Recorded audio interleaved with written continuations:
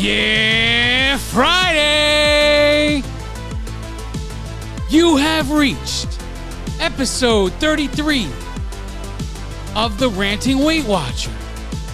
I am your host, Donato Russo. I hope you enjoyed the show today. If this is your first time here and you enjoy the show, please like, share, comment, and subscribe. If the podcast app you're listening on allows you to rate the show, please leave a 4-star or 5-star rating. Any rating is greatly appreciated. Thank God it's Friday. Man, oh man. Another weekend is here. Time to get ready to enjoy it.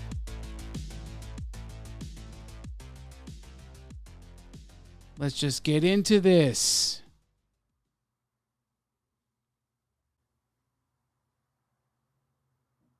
Journey updates. Well, guys, good week this week. I'm down 2. So for the month of April, we are down 2 pounds. Total since the beginning, we are down 122.2. The pounds to get to the WW milestone of the minus 125 milestone, we have 2.8 pounds remaining. And the pounds to get to the 253 goal is 20.4. And the pounds to get to my big goal of dropping 200 pounds to then reevaluate is 77.8 pounds to go. Now, that was a good week, No complaints there. Well, I have a unique opportunity here. Over the weekend, I got a couple of thank you messages that really touched my heart, and I just wanted to share a couple of them. I'm not going to give any names because I don't have permission to share or not share their names, and not going to do it if I don't have specific permission to do so.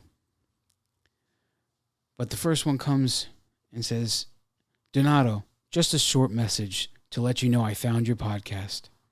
You truly are inspiring me. I have done every weight program known to mankind.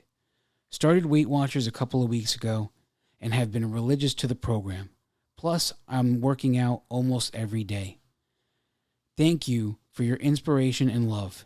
Your words are making all the difference. God bless you, and happy Easter. And the second one, from a different listener. I want you to know I am on a 3-mile walk. Fastest time ever, 19-minute mile. And I listened to your latest podcast. Do you know how many people you inspire? Do you know you're the reason I am walking when my ribs are aching and my knees are aching? Your honesty is refreshing, and your frustration is real. Thank you for not sugarcoating the struggle. And no matter what size your suit shirt is, your buttons are not going to be bursting because of your size. Your buttons are going to be bursting because of the love you feel for your daughter. Have a great weekend, my friend. Thank you so much for your kind words. A lot of the time I sit here at this mic and I can't help but feel like I'm invisible out here. Sometimes I feel like, why am I doing this? I feel like I have nobody, I feel like there's no expansion. There's no one knows I'm here. And then I receive something like this, and it's like somebody throwing gasoline on fire. And all of a sudden I have the inspiration to do anything. But yeah, that frustration of feeling invisible, it's real, even though it may be a lie. Because there's no way I could say when you receive messages like this, there's no way I could say anymore that I feel invisible. But I do have those moments where no one's hearing this. That's what I'm telling myself. No one's hearing this podcast, and I'm really wasting my time. But then I receive something like this, and I know everything I just thought is a lie. Well, on to today's topic. So I want to talk about the power that guilt and shame hold over our journeys is insanity. And I went over this in an early episode of my podcast, but I don't know that many people were listening then, or if many people have heard that episode. So I just want to, it's heavy on my heart to share about food shaming and the guilt involved in just eating, the amount of guilt involved. So the other night, I decided maybe the last week and a half here, I have been attending the national workshops to see, I used to love going to the local workshops because they're small little groups. And slowly but surely, Weight Watchers closed all the workshops I was attending. And these are virtual workshops. I'm sorry, I didn't clarify that. Virtual workshops that were local. And I was hopping over from state to state. I was going to California, and mostly I was in California because of the time zone change. I could sit here at 9 o'clock at night and attend a 6 p.m. workshop in California. And it was convenient. It was nice. And it kept my head straight for the longest time. And I stopped doing it because all of my favorite people, their workshops were being closed down. So I kind of rebelled a little bit and said, you know what, I'm not going anywhere. And then I didn't do any workshops for quite a while. And just recently I returned to my physical workshop in person. And I have been going there the last 2 or 3 weeks. But I got into the thing where I there's nothing on TV. Nothing. And it's all garbage, right? So I just wanted to feed good things into my life. So my idea was, let's get back into the workshops, the virtual workshops, and just be in it. Be in the journey 24/7. As often as possible, be in the journey. Yeah, you know what? Attending to multiple virtual workshops, it ends up getting repetitive. Don't get me wrong. If you've ever done it, you know exactly what I'm talking about. But I wanted to have my head engrossed in the journey and hopefully, grasp something that people are going through. So I decided, as much as I didn't think I would like the national workshops, and I'm mostly correct in that because I've attended a number of them. And I'm not going to tell you the coaches I didn't like, but there is one that I did, and that's Coach Sophie F. I did enjoy her meeting. But I was in another one just a couple of days ago, and a woman is talking. And you could see, the amount of shame or guilt she was experiencing just from something so minuscule in the broad scheme of things. She had said that she was having a salt craving. She was having a cravings for salt, and she wasn't taking a jar of salt and pouring it in her mouth. She wanted something crunchy and salty. So when I say that, crunchy and salty, what are you thinking? You're thinking potato chips, right? That's what I think. I think that or pretzels or something like that, right? And so she goes on to talk about it, and every word that's coming from her mouth is from a position of thinking she made a bad choice. And this notion that food is good or bad is the biggest problem in weight loss. I don't care what program you are on. Keto, Atkins, Slim Fast, you name it, Weight Watchers, doesn't matter. This notion that food is good or bad is ludicrous. It's ludicrous. And it is the biggest chain on everyone. It is the one anchor that people will just accept and never realize it's an anchor on their journey and holding them back. The theology that food is good or bad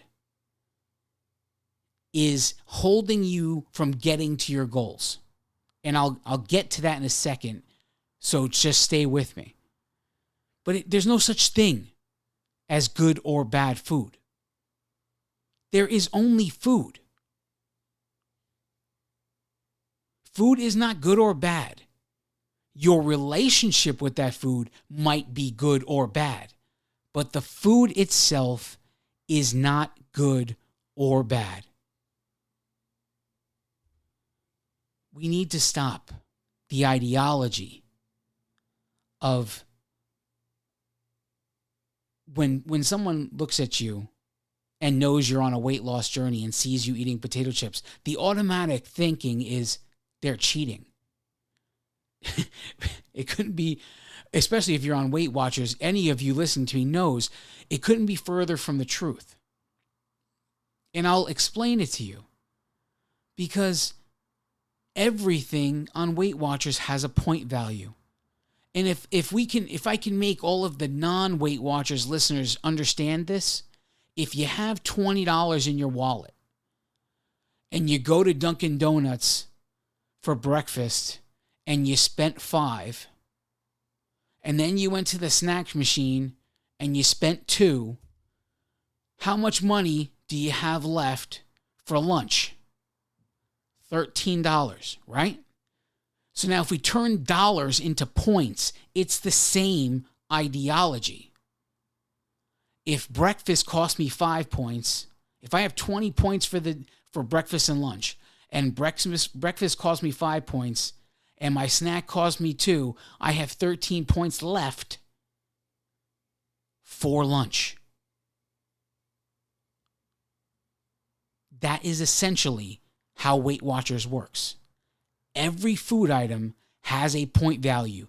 You may not understand that, but it does. And all I need to do is take my little camera, point it at the barcode, and you know what? All of a sudden, a bag of Doritos has a point value. And if I decide that point value is worth paying, I'm going to purchase the item. The same way you walk into a store and you look at a candy bar and you say, how much is the candy bar? $2? Sure, I'll spend $2 on it. It's the same ideology. At the end of the day, if you have no points left or if you have no dollars left, you're not eating anything else. That's all there is to it. That's how it works. So whether somebody uses their points on a bag of Doritos or they're using their points on grilled chicken, it's the same ideology. This thought process of someone is cheating because they chose a bag of potato chips is just ludicrous. We're going to take a break. When we come back, I'll get more into what this woman was talking about and what I said to her. Stick with me. Don't go anywhere.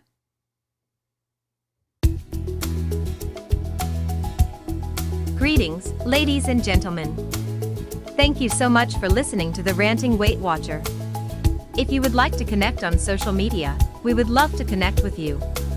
On the Weight Watchers Connect app, search for @RantingWeightWatcher. All of our other social media links can be found at www.therantingweightwatcher.com. You can also email the show, say hello, or share your story with us. Send your emails to therantingweightwatcher@gmail.com. We look forward to hearing from you. If this is your first time here and you enjoyed the show, please like, share, comment, and subscribe. We are proud to announce that the Ranting Weight Watcher has been rated number 6 in Feedspot.com's top 10 Weight Watchers podcasts. Click the link in the show's description if you wish to see the full list. If the podcast app you are listening with allows you to rate the show, Please leave a 4-star or 5-star rating, whatever is in your heart to leave. Any rating is greatly appreciated. And now, without further delay, here is the star of the show, Donato Russo. And we are back. Thanks for sticking with me. We've been talking about food shaming in general here. And I just want to get a little more in depth into what actually happened in that workshop. So this woman talking about having a salt craving, and everything she was talking about, the choice she made was dill pickle chips. And everything, how she said it, her body language or her tone as she was saying it was coming from a position of guilt. Like she knows she shouldn't have done it. And I felt so, my heart went out to her because there's so many people that just don't get it. The beauty of Weight Watchers. There's so many people that just don't understand it. So a lot of times if I show up to these workshops and then someone often says something that triggers the passion in me. Okay, and she did that. She triggered the passion in me. And so quickly I raised my hand. And then they called on me. And I said, I have a comment to the woman with the dill pickle chips. And I just wanted to say, what's the 3 things that Weight Watchers asks us to do? They ask us to track what we eat. They ask us to weigh and measure it. And they ask us to move. Did you do those 3 things? You wanted the dill pickle chips. Did you track them? Did you measure them? And did you move? Did you do those 3 things? Because if you did those 3 things, it does not matter what the food item is. Does not matter. If you're willing to pay what it costs to eat it, and you did those 3 things, it does not matter. If you scan a barcode of some potato chips and the barcode tells you the entire bag is 6 or 7 points, and you're willing to spend 6 or 7 points on that bag of potato chips, have at it. Do what you want to do. That's what it's about. That's the beauty of Weight Watchers. Track, weigh and measure, and move. That's all they want you to do. If you don't track the food item, now you're cheating. If it went in your mouth and didn't go in the tracker, you're cheating. If it went in your mouth and you didn't measure it and didn't go in the tracker, you're also cheating. If you skip any one of those 3 things, tracking, weigh, measuring, and moving, you skip any one of those 3 things, that's on you. But if you did all those 3 things and your choice was potato chips, there is 0 to feel guilty about. 0. Food is not good or bad. It is only healthy or unhealthy. In the end, the choice is yours. If you want to spend your points on something that's unhealthy, not only are you not going to eat much food because all of the unhealthy items are very expensive on Weight Watchers plans. So you're not going to have much to eat, and you're going to probably end up being very hungry if all you eat is unhealthy foods. But does that mean you couldn't get away with it? If you had enough willpower to only eat the unhealthy items, your points fly out the window, and you ate nothing else for the rest of the day, you just drank water. I mean, you're within the plan guidelines. It may not look like it to anyone around you, but listen, Jesus Christ was the only person that walked the face of this earth that was perfect, and he got crucified for that. So if he didn't get universal acceptance, nobody will. You are crazy to ever believe you will. we need to forget the idea that food is good or bad. It's so important to your journey. It's so, oh man, I can't put good enough words into how incredibly important it is for you to make this realization. Because this realization that, because every time you grab the bag of chips, if you think it's a bad food item, what are you thinking? Well, I blew it today. And if you're thinking you blew it today, what's going to follow the bag of chips? Maybe a second bag of chips. Maybe a piece of cake. Because if you're anything like me and you eat some salty stuff, you want some sweet to go right in after it. You're gonna, in one hand, you'll have a bag of chips, and in the other hand, you'll have cookies, and you'll take a chip and then a cookie, and then a chip and then a cookie, because you want salty and sweet at the same time. That's if you're me, that's what you're doing. Or maybe not chips, pretzels. I tend to go for pretzels a lot. But this is, I can't make you understand this. You have to grasp it yourself. Because until you do, there's a chain attached to your body, and that chain is attached to an anchor. And that anchor will prevent you, it'll allow you to go so far in the journey. You'll go and you'll lose some weight, but eventually the chain will get pulled taut, okay? And you're not going to be able to go any further. And you're just not going to be able to get past the idea that you're making a bad choice. You may be making an unhealthy choice, but it's not bad. The only reason you should choose not to eat something is if you know you can't stop. If I used to avoid cookies. Why did I avoid cookies in the beginning? Because I knew I couldn't eat just 12. That's why. 12, 13, 15 cookies, whatever it was. Okay? That's the reason you should skip a food item. Because you know you can't handle saying no to it once you start. And maybe one day you will be strong enough and you'll be able to eat 3 or 4 cookies and then say, okay, I'm done. 3 or 4 cookies is all I wanted. And that's the position I'm in now. I have cookies with my breakfast every Saturday morning. I grab 4 cookies. I put them with my breakfast every Saturday morning. Track them. And I'm done. No guilt.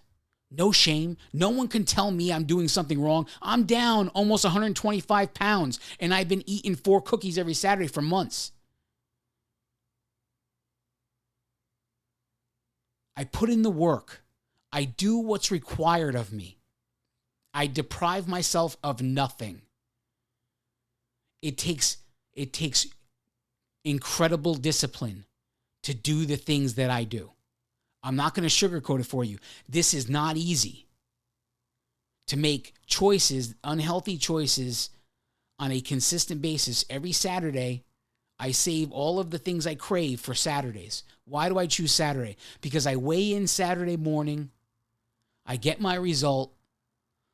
I'm loose on my food choices that day for Saturday. Breakfast and lunch. I mean, I have the cookies with breakfast. But lunch is the same lunch as every other day of the week. And dinner is a very relaxed type of food choice. If I want a cheeseburger on a Saturday night, I'm going to eat a cheeseburger. If I want fried chicken on a Saturday night, I'm going to eat fried chicken. But I do what's required of me. Weight Watchers said, track, weigh and measure, and move. And I do all of those 3 things. Nobody can take that away from me.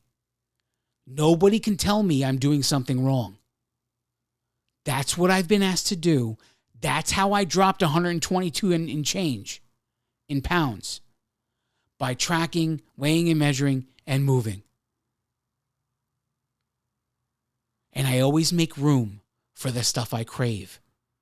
Saturday night.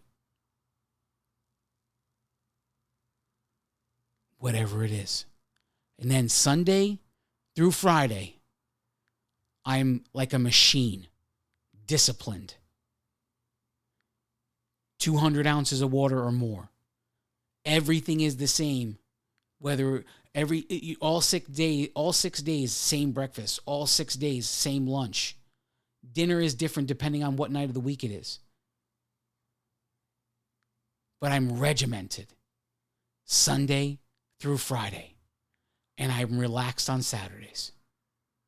And anything I crave from Sunday to Friday, I take care of that on Saturday night. If I crave right now, I have been craving French toast, real, like legit, that thick, that thick, good French toast, the one when you go to the diner and it's like an inch and a half thick, that bread, and it's got the powdered sugar on top. I'm legit. I've been craving that French toast for like 4 weeks now. But I said to myself, I am not getting that French toast until I pass the 125 mark. I'm not allowing it. And it will be a Saturday morning breakfast. When I hit the 125, I will go get my French toast. That's what I'm doing. Okay? And that's how I've done it. I've done it that way from the beginning.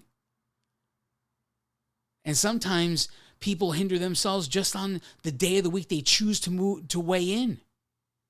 If you love to go out to eat on the weekends with your friends, make your way in Saturday morning and then go out and have a good time and then make sure you get on track on Monday. Get regimented. Do what needs to be done. The thing you need to take the most from this episode is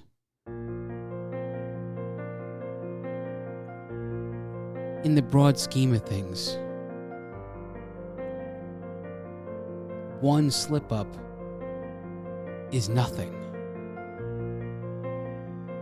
When you look at your entire journey as a whole, from beginning to end, take a 40,000-foot view of your entire journey, this slip up with whatever it is cannot be the catastrophe you think it is. How old are you right now? How many years do you think you have left? So let's say you're 40 and you think you're going to live to be 90. You got 50 years left.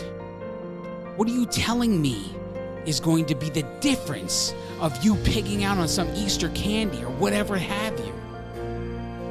Are you kidding me right now? This whole idea of feeling guilty for eating something you wanted to eat, beating yourself up for literally no reason. Look at the whole picture. Beginning to end. How many years do you have left? Make an estimation.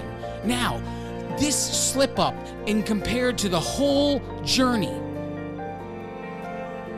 what is it? What is it compared to the other thing? In the broad scheme of it, what is this one slip up that you feel so guilty about? In the broad scheme of things, it's just bullshit.